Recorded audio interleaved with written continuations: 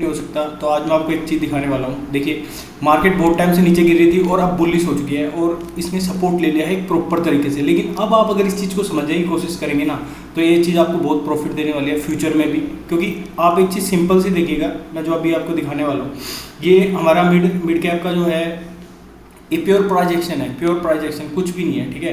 देखिए, जो green candle है आप देख सकते हो स्मॉल साइज के हैं, ठीक है। इसलिए यहाँ से रिट्रेसमेंट आने के चांसेस है। ऐसे में आप एंट्री नहीं बना सकते। एक पॉइंट ये हो गया। दूसरा, अभी इधर मैंने कॉल का एक ऑप्शन लगाया है, करीबन 100 पॉइंट ऊपर नीचे किया है। इसमें भी 100 पॉइंट ऊपर नीचे किया है, ठीक है। ये पुट है, ये कॉल है। अभी इसमें सीखने की क्या चीज़ है? सीखने का जो एक मेन ये है, एक तो ये हो गया कि जो ग्रीन कैंडल वो छोटी छोटी आने लगी, ठीक है। तो अब यहाँ से रिट्रेसमेंट आने के चांसेस हैं। अब मार्केट क्या है, ये रेड अभी अगर इसका एक आप प्रॉपर लेवल देखना चाहोगे, कैसे देखोगे? देखो, एक पॉइंट ये होगा कि रिट्रेसमेंट आने के चांसेस हैं, ठीक है। दूसरा, जो यहाँ पर आप इसका OI देखोगे, देखिए यहाँ 44,000 12,500 और 12,600, 44,000 का OI है।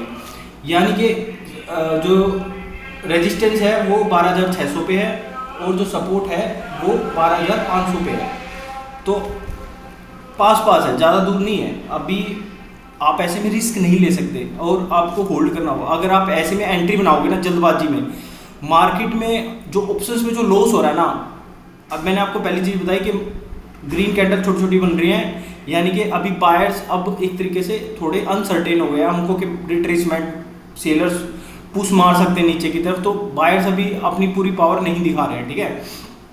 एक चीज़ ये हो गई सीखने के लिए, एक पॉइंट ये हो गया। दूसरा पॉइंट क्या हो गया, ऑप्शन चेन के थ्रू मैंने आपको रेजिस्टेंस और सपोर्ट बता दिया। यानी कि प्राइस अब आपको कब पकड़ना है, एंट्री आपको कब बनानी है। एंट्री आपको जब बनानी है लोएस्ट पॉइंट पे। अब आपको क्या देखना है, ये देखो, ये जब आप कहीं यहाँ आसपास लोएस्ट पॉइंट पे आपको एंट्री बनानी है।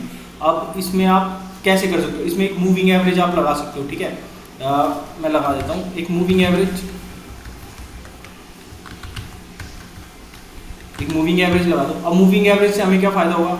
मूविंग एवरेज से हमको ये पता लगेगा, अगर जैसे 9 MA किया है, ये 1 मिनट का है ना, आप इसको 5 मिनट कर दो। अगर आप और ज़्यादा क्लियर एंट्री, जब आपकी मूविंग एवरेज के आसपास प्राइस आएगा ना, आप उस टाइम कोशिश करो। लेकिन अगर आप एंट्री लेना चाहते हो, जैसे, ठीक है, अब जैसे ये ग्रीन कैंडल बन गया है ना, इस तरह के सिनारियों में आपका लॉस होने के चांसेस ज़्यादा होते हैं। यानी कि आपको ट्रेड तो ज़्यादा मिलेंगी लेकिन आपके लॉसेस बहुत ज़्यादा होंगे, ठीक है।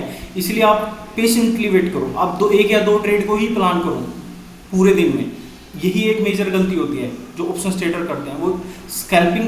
देखिए, स्कैल्पर के पास रियल में पैसा भी होता है और क्वांटिटी भी होती है, और उसके पास एक प्रॉपर सिस्टम सॉफ्टवेयर भी होते हैं, ठीक है। स्कैल्पिंग का मतलब ये नहीं होता कि आपने 400-500 क्वांटिटी के से फटाफट उठा लिया और आपने फटाफट सेल कर दिया। नहीं, देखो, आपको फ़ायदा हुआ 500 का और आपको लॉस हो गया 200-2,000 रुपये का, तो उसका कुछ फ़ायदा नहीं है, ठीक है। तो यहाँ से आप ये चीज़ सीख सकते हो। मैं अभी इसका एक अपडेट नेक्स्ट स्टेप में आपको ये दिखाऊंगा कि मैं कब तक वेट करने वाला हूँ और आपको कैसे एक प्रॉपर एंट्री बनानी चाहिए, ठीक है। अब इस सिनारियो को आप याद रखना। अब एक प्रॉपर रिट्रेसमेंट लेवल जब आएगा, जब जहाँ से हमें एक प्रॉपर एंट्री मिलेगी, ठीक है, वहाँ पर आप ये चीज़ सोच सकते हो कि कैसे आपको उस लेवल पे एंट्री बनानी है ताकि आपका लॉस कम से कम हो, ठीक है। तो पहली बात आपने सपोर्ट रेजिस्टेंस देख लिया OI के बेस पे, क्योंकि OI 44,000 51,000 सबसे ज़्यादा कहाँ थी, कॉल साइड में सबसे ज़्यादा कहाँ थी और पुट साइड में सबसे ज़्यादा कहाँ थी। जो पुट साइड में सबसे ज़्यादा है वो जो है सपोर्ट उसका रेजिस्टेंस का काम करेगी, सपोर्ट का काम करेगी, और जो कॉल साइड में सबसे ज़्यादा है वो रेजिस्टेंस का काम करेगी, ठीक है। पुट साइड वाली सपोर्ट का काम करेगी और कॉल साइड वाली रेजिस्टेंस का काम करेगी, ठीक है। तो अभी मैं आपको दिखाने वाला हूँ नेक्स्ट वीडियो में।